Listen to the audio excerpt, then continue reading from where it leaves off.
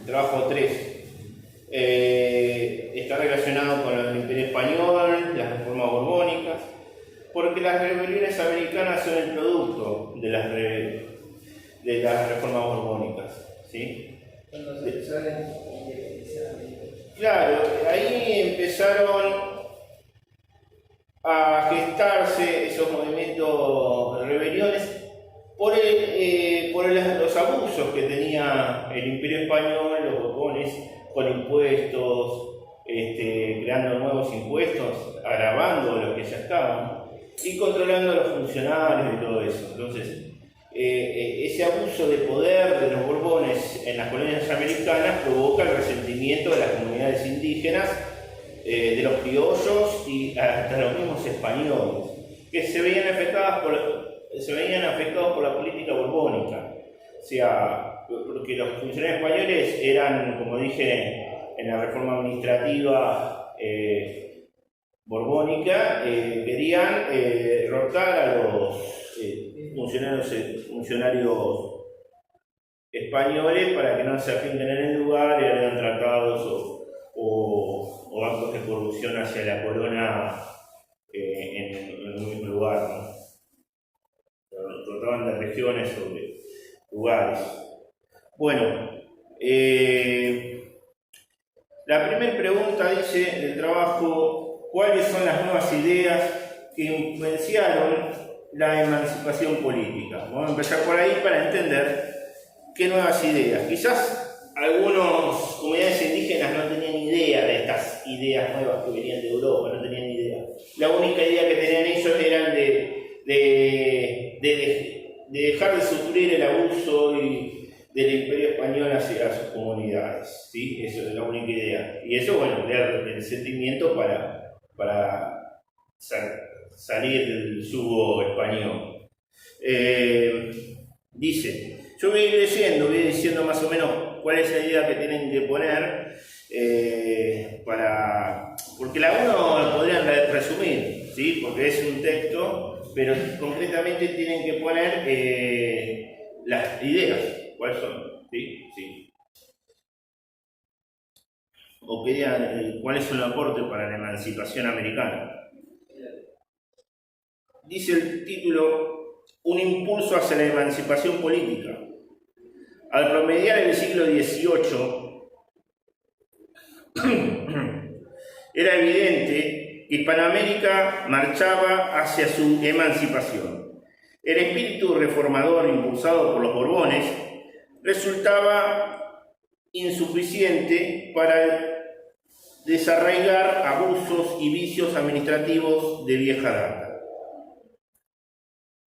Floridablanca, uno de los ministros de Carlos III, el rey español, atento observador de la realidad colonial, escribía: nuestras indias están mejor ahora que nunca, pero sus grandes desórdenes están tan arraigados que no pueden evitarse en un siglo de buen gobierno.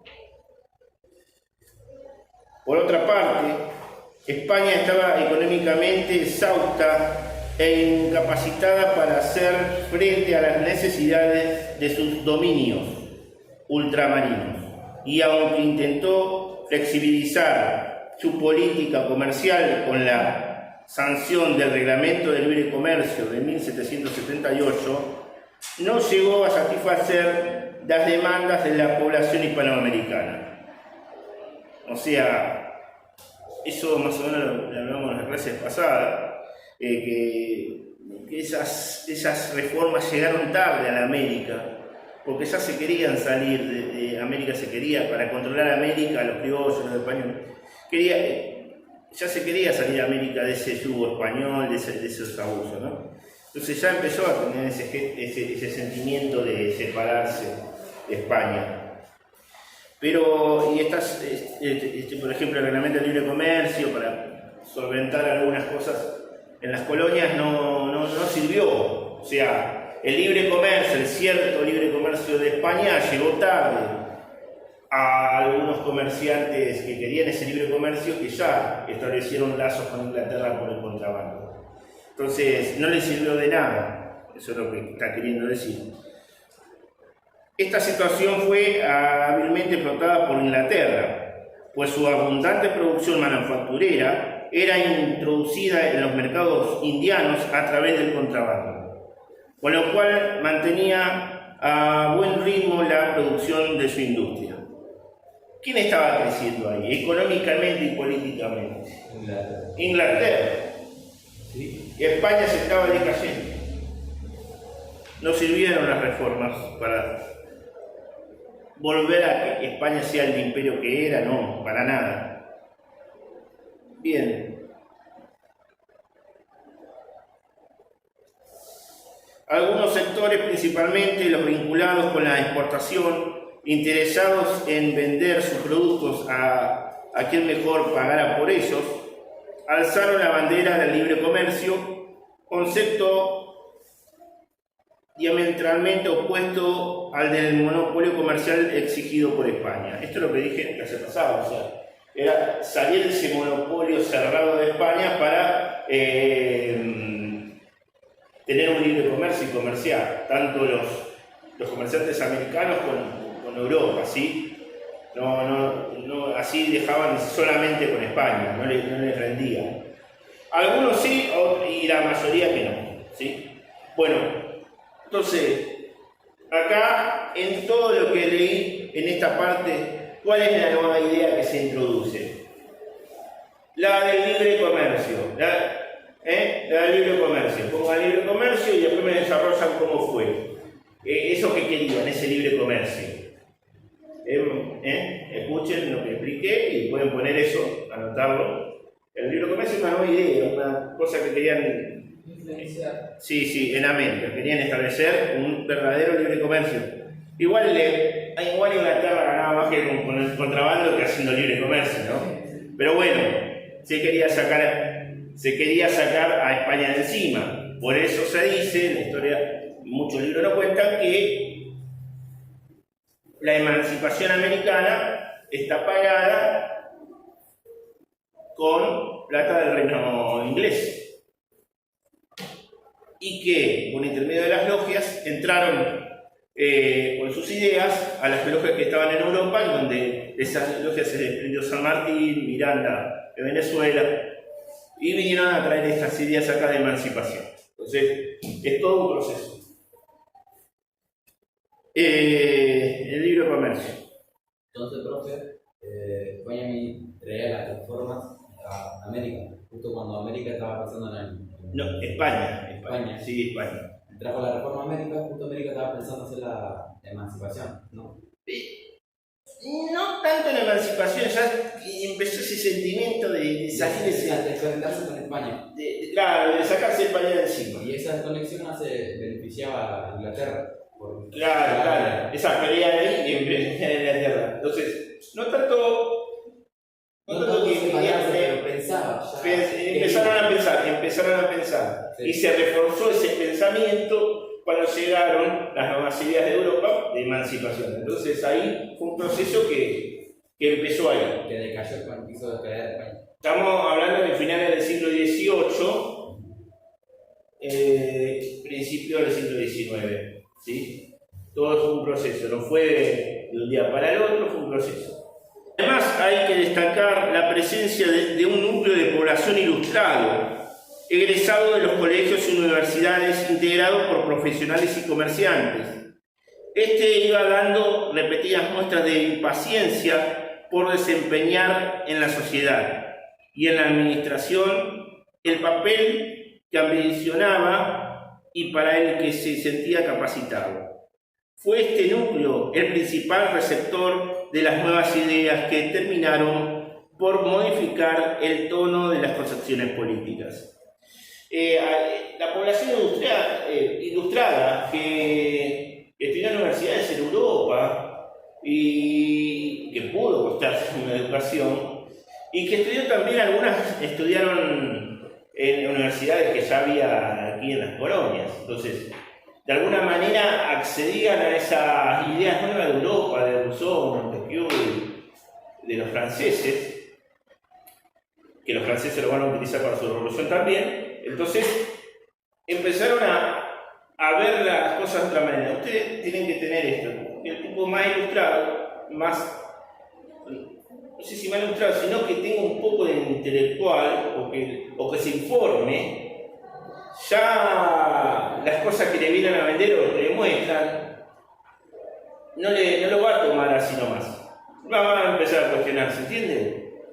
Cuando alguien está más instruido, está más ilustrado, está más intelectual, lee, se informa, investiga, empieza a cuestionar las cosas, empieza a dudar de la realidad y de las cosas que pasan, y ahí empieza a cuestionar, pero también lo que tiene que hacer, no solamente quejarse y cuestionar, sino que también brindar soluciones, ¿sí? Y eso es lo que empezaron a ver en los criollos, los patriotas criollos, ¿sí?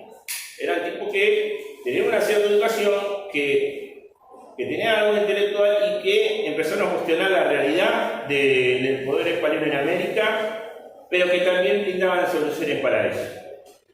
¿Entiendes? Entonces, gracias a esa información de España, todos los países de Europa, Sí, de ese nuevo movimiento intelectual. ¿Cambiaron el pensamiento sobre España? ¿Cómo lo veían a ellos? Se cambia el pensamiento.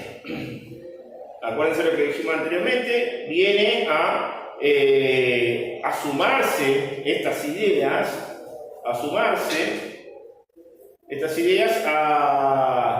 al sentimiento que ya había en América de sacarse a España de encima. ¿Sí? Se viene a sumar. O sea, en las nuevas ideas podemos poner, ahí querían un libre comercio, todo.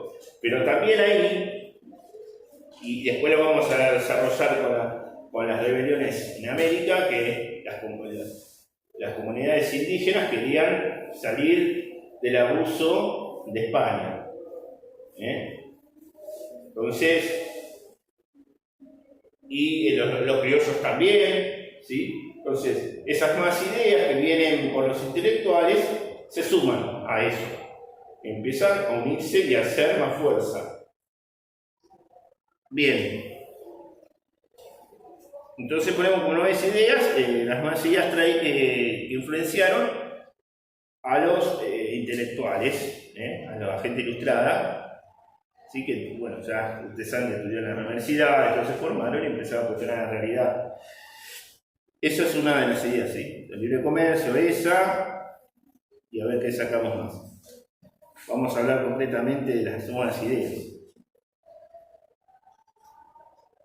Desde hacía mucho tiempo las universidades hispanoamericanas resultaban eficaces, propagadoras, lo que dijimos recién, de ideas contrarias al absolutismo de los reyes. La doctrina de Francisco Suárez, teólogo y filósofo español perteneciente a la Compañía de Jesús, o sea que es jesuita, nacido en 1548 y muerto en 1617, por ejemplo, esto no lo van a poner, esto es un dato nada más, solamente tienen que sacar la idea principal, ¿sí? Ya dijimos lo que había que poner de esa parte de la 1. Yo le leo para que sepan. Español pertenece a la Compañía de Jesús. Enseñaban que si bien el poder venía de Dios, este lo depositaba en el común, en el pueblo o comunidad, el que a su vez lo delegaba en el rey. Claro. Aquí en este tipo dice uno de los conceptos que se discutió, después lo vamos a ver, en la Revolución de Mayo.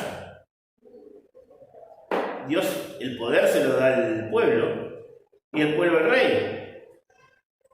¿Sí? Y si no hay rey, ¿quién se queda con el poder? El pueblo. Es una deducción lógica. Esta idea de Suárez, póngala, esta nueva idea. Los militares al poder, No, eso es otra cosa. Eso es otra cosa. Los militares, un golpe militar, no me gobierna la fuerza. ¿Sí? No. Eso es otra, para discutirlo en una clase. Esto de Suárez, esta idea que dije recién, esto va como nueva idea que se introduce. Eso va en la 1. ¿Está? Bien. Esto significaba que la autoridad era válida en tanto estaba concedida por el pueblo, quien no enajenaba su soberanía. Manteniendo el carácter de poder dante.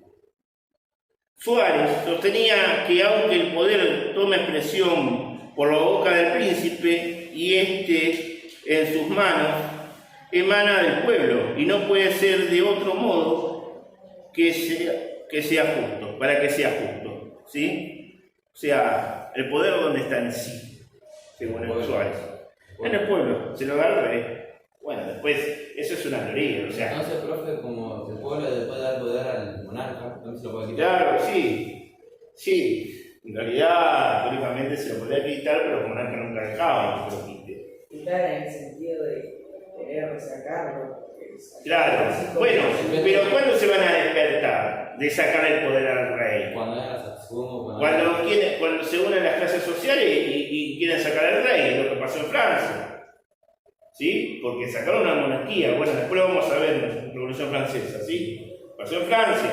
Pero antes de Francia, ya las colonias norteamericanas se separaron por una revolución.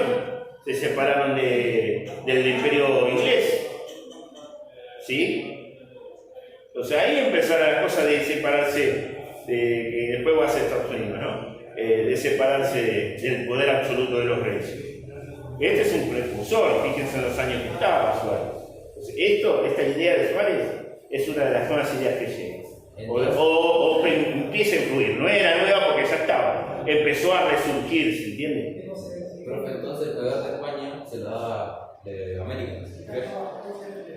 Porque España... Y se lo va a dar si está sumiso. Si está sumiso y dice el pueblo, pero en realidad España era una colonia para ¿cómo se llama? O sea, las colonias americanas eran una colonia para España. A veces ni siquiera lo consideraban pueblo. Si es rey, no lo considera pueblo. El rey no va a considerar al pueblo. Lo va a considerar súbditos que le deben obediencia y sumisión. No va a considerar como personas, como pueblo. Esa es la idea, digamos, en la práctica, ¿no? Eso póngalo también, Gran parte de los hombres que actuaron en la primera línea de la emancipación americana fueron jurídicamente educados en esta doctrina y muchas de las críticas al sistema colonial se fundamentaron en ellas. Esto es lo que dije recién. Es que esta idea se empezó a hablar en los focos revolucionarios, en la Revolución de Mayo. El pueblo es el que tiene poder. Entonces, esta idea la ponen como la de Suárez, concretamente, no copien todo, sino concretamente pongan esa idea, la que charlamos recién. Bien, vieron que sacamos de acá, esto es resumir, señores, sacar las ideas principales de acá, ¿sí? Y sacamos 2 o 3. Y no copiamos todo, pero bueno, todavía les falta aprender para hacer eso. Bueno, acá ya están las que son nombres de los franceses. Las nuevas ideas traídas por los franceses. Sin embargo, no puede ignorarse el aporte de otras corrientes ideológicas derivadas a esta de Suárez, y después las otras francesas, derivadas principalmente del iluminismo francés. Iluminismo, la ilustración, que es un pensamiento que pone importancia en la razón, en el pensar, en la razón del hombre que sale de la luz. A través de sus ideas brillantes, representantes Montesquieu, Voltaire y Rousseau, gestadores intelectuales de la Revolución Francesa. ¿Sí? Entonces, después de la idea de Suárez, ponemos la idea del iluminismo y nombramos a los iluministas franceses. Las ideas del iluminismo francés, 2 puntos, y ponemos los apellidos de estos tipos. ¿Sí? Exactamente, ¿y qué es? Y para poner lo que dije recién, la razón, se ilumina la razón del hombre, son los siguientes. Esto va a tal cual, los puntitos que está acá, que voy a leer va tal cual, ¿sí? Que son las ideas concretamente, ¿sí? Después de la de los iluministas franceses. La soberanía popular, por la cual se establece que el poder proviene del pueblo, cuestionando de este modo el viejo concepto del derecho divino de los reyes. O sea, esta es asemejada a lo que proponía Suárez. Después viene otra. La división de poderes en el legislativo, ejecutivo y judicial, expuesta principalmente por Montesquieu en su obra El espíritu de las leyes. ¿Qué propone ahí? Este tipo es el que propuso dividir el poder que tenía el rey en tres: el legislativo, las leyes, ejecutivo, nosotros un ejecutivo tenemos un presidente, y después el judicial, que son los jueces. O sea, dividir ese poder absoluto del rey en tres. Era concretamente, para que lo entiendan, así.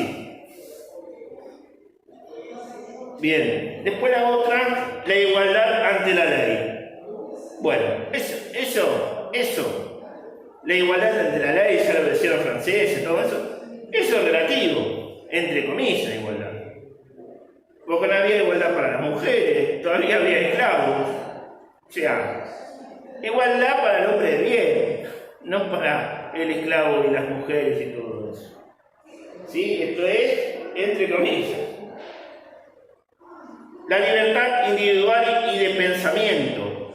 Esta idea, libertad individual y de pensamiento, se está asemejando a lo que propone también Adam Smith con la y en el idea de el capitalismo, que dice libertad, propiedad privada, es lo mismo, y libertad individual y de pensamiento. Y después la otra, la responsabilidad de los gobernantes. Bueno, esto parece que todavía no lo aprendieron al día de hoy, pero es una idea en sí. Bien. Eso sería para la 1, todo lo que marca, ¿sí? Rebeliones americanas. Dice así: agitaciones revolucionarias. La crisis del gobierno colonial hispánico, esto es para la 2, empezamos con la 2. La crisis del gobierno colonial hispánico comenzó a manifestarse en el curso del siglo XVIII. Época en que estallan agudos descontentos provocados por la arbitrariedad gubernamental. Una serie de movimientos surgidos en distintas regiones de los dilatados dominios hispanoamericanos obraron como síntomas de una inquietud generalizada. Acuérdense que dije que empezó a gestarse un sentimiento de separarse de España. En esta inquietud empezó eso. Obviamente que si alguien te maltrata, ¿qué querés? Desligarte de esa persona. Los reclamos de los comuneros de Asunción y de Nueva Granada, la sublevación indígena de Tupac Amaru y los alzamientos de Chuquisaca y La Paz contribuyeron las muestras palpables del descontento. ¿Qué sería ahí? Descontento hacia la autoridad española. Y reclamos a la autoridad española sería esto. Todos estos movimientos fueron duramente sofocados, pero es evidente que América luchaba por un nuevo destino político que no tardaría en concretarse. Las revoluciones emancipadoras, nacidas casi con el nuevo siglo, culminarían el proceso, terminando, no sin esfuerzo, con 3 siglos de dominación hispánica. ¿Sí? ¿Qué dije? Este descontento después se pasa a ser la idea de emanciparse de España. ¿Y qué no concreta? Ya en el siglo XIX, con las guerras de emancipación, las revoluciones. Los comuneros de Asunción, alzamiento contra una imposición tiránica. Ahora, yo lo voy a leer, pero por lo que leo se van a dar cuenta de todos los conceptos que venimos hablando hasta ahora. ¿Sí? Acá son datos más puntuales, más fácticos. En el año 1717 fue designado gobernador del Paraguay Diego de los Reyes Balmaceda. Al poco tiempo, los vecinos elevaron a la Real Audiencia de Charcas una serie de acusaciones contra el gobernador. Eran los vecinos, los comerciantes, todos. Frente a la situación planteada, la audiencia designó en 1721 al doctor José de Antequera y Castro para investigar las denuncias. Como resultado de sus pesquisas, Antequera procedió a separar a Reyes Balmaceda del cargo de gobernador, situación que no fue aceptada por el rey del Perú, quien ordenó su reposición. Entonces ahí que empieza a haber un entredicho entre las mismas autoridades españolas. Pero, o sea, pregunta, el virreinato de Perú sería como la máxima autoridad ya en ese tiempo. Y sí, 1717 todavía dominaba casi todo en América del Sur. Entonces Perú sería como el centro de dominio español en América del Sur. En América del Sur, porque bueno, después estaba Nueva España, México, sí. Bien. Antequera se dispuso entonces a resistir resistir la orden impartida, declarando ante el cabildo que el pueblo estaba facultado para resistir toda imposición tiránica. La formulación de este principio, que en última instancia suponía desconocer el absolutismo de la corona, hizo estallar la Revolución Comunera de 1723, a cuyo frente se puso el mismo Antequera. O sea, el tipo que hizo, investigó al gobernador corrupto, lo saca, pero el rey del Perú está en desacuerdo y dice no, lo ponen de vuelta. Entonces Antequera se pone de parte del pueblo y ya con sus palabras y sus acciones empieza la Revolución Comunera de 1723. ¿Sí? Para sacar la poder de este tipo. A cuyo frente se puso el mismo Antequera. El envío de fuerzas militares por parte del virrey, del gobernador de Buenos Aires y de indios de las Misiones provocó la derrota de este primer intento de los comuneros de Asunción. O sea, fracasaron en su revolución.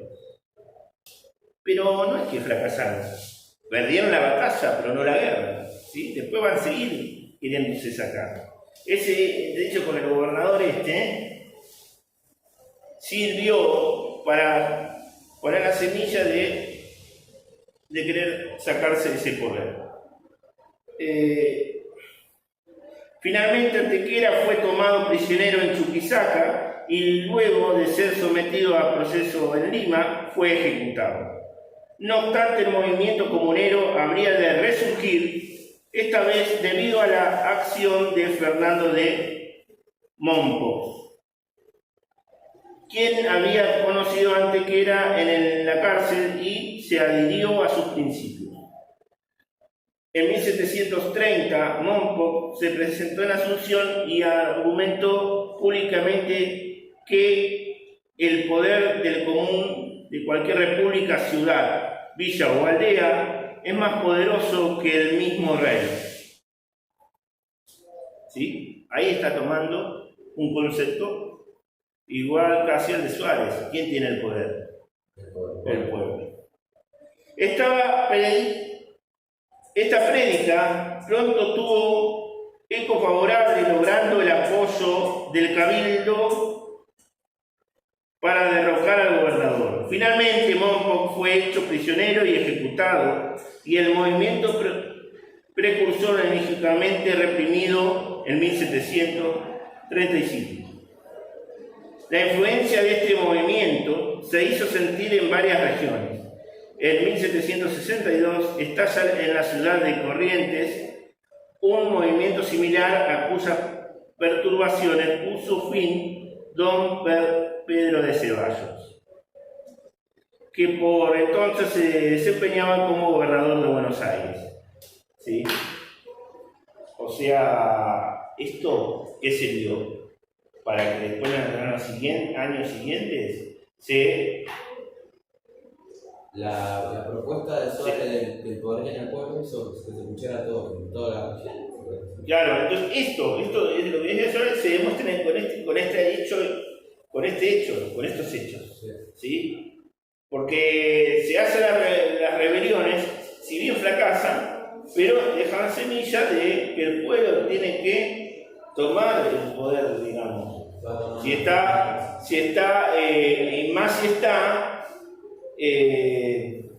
sofocado por el poder del rey, por el poder de la corona.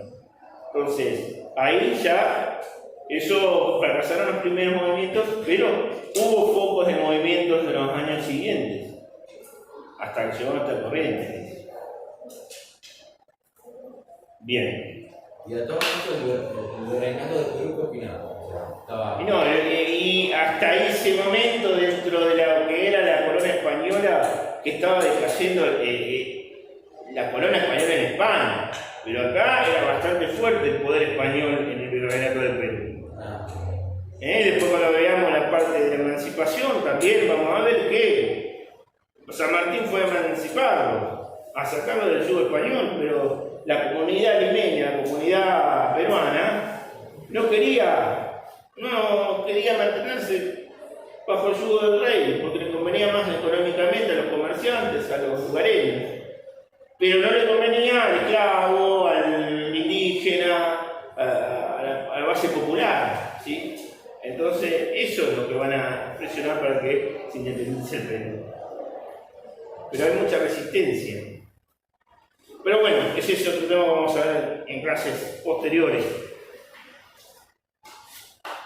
Bueno, hay varias partes, creo que es la más larga de Tupac Amaru porque tiene diferentes momentos. Y lo más impactante es cómo desaparece Tupac. ¿Sí? ¿O qué le pasa? Sublevación de Tupac Amaru contra arbitrariedades de los corregidores reales. Sublevación indígena constituyó, sin lugar a dudas, el mayor de todos los movimientos precursores de la revolución emancipadora. El tratamiento de que eran objeto los indios, la mitad, los repartimientos y sobre todo la arbitrariedad, la situación de los corregidores precipitaron el estallido revolucionario. Sin embargo, el movimiento maduró a lo largo de 10 años, durante los cuales se establecieron contactos con casi todos los caciques del Perú. Y se expanden aún más en las próximas décadas. Una de las rebeliones más importantes americanas, que fueron la antesala a la emancipación, es la rebelión de Tupac Amaru, ¿sí? Fue la más importante porque hizo ver el problema que tenían los indígenas contra los abusos de la corona española, ¿sí? Esto nace por un conflicto que tenían con los corregidores y en Perú con el corregidor Arriaga, por los abusos de cobra de impuestos o excedente de impuestos y maltrato hacia las comunidades indígenas. José Gabriel Tupac Amaru o José Gabriel Condorcanqui nació en Tungazuca, pueblo perteneciente a la provincia de Tinta, Perú, en el año 1740. Fueron sus padres, el cacique Surimana, Tungazuca y Pampamarca, Miguel Condorcanqui y Rosa Noguera, descendiente directa del Inca Tupac Amaru, que es uno de los que también había batallado contra los españoles. Ajusticiado por orden del virrey Toledo en su momento. José Gabriel recibió la instrucción debida a su rango. Los primeros conocimientos los adquirió con los sacerdotes Antonio López de Sosa y Carlos Rodríguez. Luego se educó en el Colegio San Francisco de Borja, del Cusco, dirigido por los jesuitas.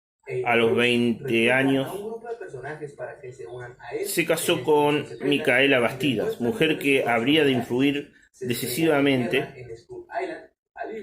en su futura acción política. Posteriormente obtuvo de España el título de Marqués de Oropesa, sin lograr empero el título de Inca, reclamado reiteradamente, que según él le correspondía por su ascendencia. Bien, era por derecho descendiente inca, pero la corona española no le daba ese lugar, no lo reconocía. Siempre lo quiso y lo reclamó. La sublevación. ¿Cómo fue esta sublevación? La sublevación, antes de decretar el alzamiento general, Tupac recurrió a todos los medios legales posibles. Envió a su hermano para que expusiera las quejas de los indios al rey y para solicitar remedio a esta situación. ¿Esto qué marca? Que él no quería enfrentamientos, sino negociar primero, era diplomático. Pero después no le quedó otra que unirse con los otros indígenas y a batallar. Bien, el 4 de noviembre de 1780, día en que se celebraba el cumpleaños del rey, y luego de asistir a una comida, Tupac tomó prisionero al corregidor de Tinta, Antonio de Arriaga, obligándolo a firmar una orden para que se entregaran a los sublevados todos los fondos disponibles y algunas armas. Inmediatamente se proclamó inca e inició la insurrección que habría de convertirse en la más importante de América.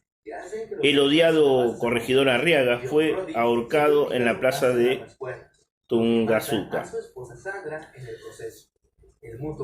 Los españoles enviaron un contingente armado que enfrentó a los rebeldes en Sangarara. Las tropas del rey se refugiaron en la iglesia y el inca intimó la rendición, que fue rechazada. Sorpresivamente estalló la pólvora que guardaban en el templo y los indígenas aprovecharon para atacar. Entonces, ¿qué pasó? Acá dice que se explotó, pero realmente quizás también lo que no explotó a propósito, lo hicieron explotar para... Otros historiadores dicen que no, que fue casual. De los 604 soldados solo quedaron 28 como consecuencia de este acto. Tupac Amaru fue excomulgado por el obispo del Cusco. O sea, para cometer eso en la iglesia, entonces fue excomulgado por el obispo, ¿sí? Y bueno, ya se ganó otros enemigos que era la iglesia. El sitio del Cusco, ¿cómo fue? Después de esa victoria, el jefe indígena regresó a Tinta. Este fue su error, pues los realistas tuvieron tiempo para perpetrarse en el Cusco. O sea, él en vez de hacerse fuerte en Cusco, regresó a Tinta, pero con la intención de reclutar más indígenas, más seguidores a su causa. ¿Sí? Pero bueno, tenía que hacerlo. Pero si hubiera aprovechado para hacerse más fuerte en el Cusco, en el centro del poder inca, digamos, y español, ahí sería otra cosa. Hubiera sido un error estratégico puesto de Tupac. Tupac ocupó su tiempo en visitar distintos pueblos con el objeto de arengar a los indios para que se sumaran a la rebelión que intentaba suprimir los abusos. En ausencia del Inca, su esposa Micaela Bastidas dirigió la sublevación con gran energía. Finalmente Tupac sitió el Cusco y, ante la negativa de rendición, decidió dar una batalla definitiva, pero luego de larga lucha, los rebeldes debieron retirarse. Los sitiados, muy bien armados y protegidos, pudieron resistir, pues los indígenas no sabían usar correctamente las armas de fuego. O sea, tuvieran los españoles tuvieran más ventaja porque, bueno, tenían experiencia en las armas y eran un poco más en número. Entonces, a la inexperiencia de los indígenas en organización y en estrategia, esto le fue favorable a los españoles para resistir este sitio. El 10 de enero de 1781, el Inca volvió a Tinta, donde tenía reunidos 60.000 indígenas. Por su parte, el visitador Areche llegó al Cusco, un español, dispuesto a contrarrestar la propaganda de que traía consigo órdenes para la abolición de los corregimientos y la condonación de todas las deudas que se tuvieran con ellos. Además, ofrecía el perdón a todos los sublevados, exceptuando a los cabecillas. O sea, quería negociar con los otros indígenas, concediéndole algunos derechos y para que delaten y para que entreguen a Tupac y no sigan a la rebelión de Tupac Amaru. Pero en este manejo de Areche, ¿qué hace? Que empiecen a pensar algunos caciques de las comunidades, empiezan a pensar en traicionar a Tupac Amaru, ¿sí? Ahí fue la razón, la traición fue la razón de la derrota de Tupac.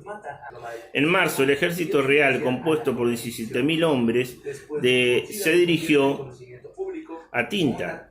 El jefe indígena cifró su estrategia en un ataque sorpresivo, pero al ser delatado por un cacique, sus tropas fueron derrotadas. O sea, un cacique y varios caciques confabularon para ir en contra de Tupac y lo vendieron. A ellos los españoles le consideraron derechos o le dieron un soborno para poder que ellos delaten y traicionen a Tupac. Tupac intentó huir, pero fue apresado junto con algunos miembros de su familia y también algunos de su rebelión. ¿Sí? Los prisioneros fueron entregados al visitador Areche. Inútiles fueron las tentativas de fuga y los esfuerzos de los hermanos de Tupac para salvarlos. El 15 de marzo de 1781 se dictó la sentencia de muerte, condenándose al jefe indígena y sus familiares a una terrible pena. Fue torturado Tupac para que entrara al Cusco, llevaron a Cusco y ahí lo apresaron. Lo torturaron de diferentes maneras para que delate a los otros cabecillas del levantamiento, pero él no lo hizo. Tal es así que terminó desmembrado de sus miembros, ¿sí? Atado a caballos, subiendo los brazos y piernas y tirados, ¿sí? Se dice que también cada parte la habrán distribuido por diferentes partes del virreinato del Perú para que vean lo que le pasa, decían los españoles, para que vean lo que pasa a quien se subleva contra España. Entonces, ellos es como terminó la rebelión. Pero siguieron pocos rebeldes en Perú. La rebelión, muy dilatada, continuó hasta el año 1788, fecha en que las autoridades españolas lograron restablecer la calma. O sea, siguió a los levantamientos en los otros lugares, pero fue inevitable el triunfo español. Para repasar y para hacer unas actividades sobre este tema de las rebeliones americanas, el punto 1 era poner las nuevas ideas, ¿sí? Que aportaron a la emancipación y a las rebeliones. Después el punto 2 era desarrollar, o sea, poner bien detallado, con información, cómo están las imágenes compartidas en el Classroom, tal cual, cada rebelión, los comuneros del Paraguay, de Asunción, después la sublevación de Tupac Amaru, que ya he leído, y después lo otro que resta sería el movimiento de socorro contra la arbitrariedad de los impuestos, de la elevación de los impuestos, y también otro de los movimientos de Chuquisaca y La Paz. Eso lo tienen que desarrollar tal cual. Y en base al punto 1 y al punto 2 tienen que realizar un resumen, ¿sí?, con los principales conceptos en un mapa conceptual, un esquema de contenido. Ahí tienen que, más que nada, no poner tanto desarrollo, sino las causas y consecuencias y qué aportes tuvo cada uno. O sea, causas, aporte que tuvo en esta cuestión de emancipación, de querer sacarse a España de encima, digamos, y después, bueno, las consecuencias que hubo. Entonces, podrían hacer un cuadro conceptual tipo así, con los principales conceptos, pero bastante completo. No se dice que copien todo, sino los principales ideas, ¿sí?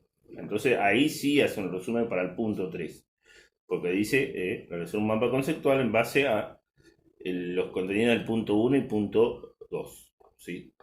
Entonces, acuérdense, en el punto 2, desarrollar bien la reunión de los comuneros de Asunción, la sublevación de Tupac Amaru, la de los comuneros del movimiento de socorro, y también el movimiento de Chuquisaca y La Paz.